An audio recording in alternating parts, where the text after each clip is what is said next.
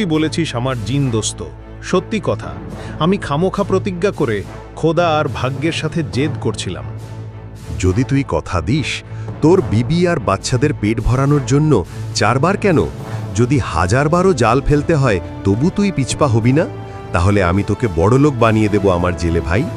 আমারে ভুল ধরিয়ে দিয়ে ভালো করলি আমার বন্ধু।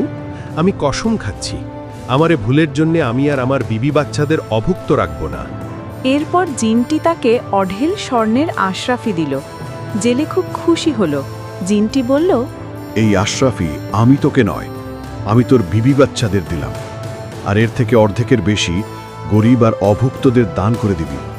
আর এখন আমার কর্তব্য পুরো হয়ে গেছে, আমি আমার আত্মীয় স্বজনদের কাছে যাচ্ছি। আল্লাহ হাফিজ।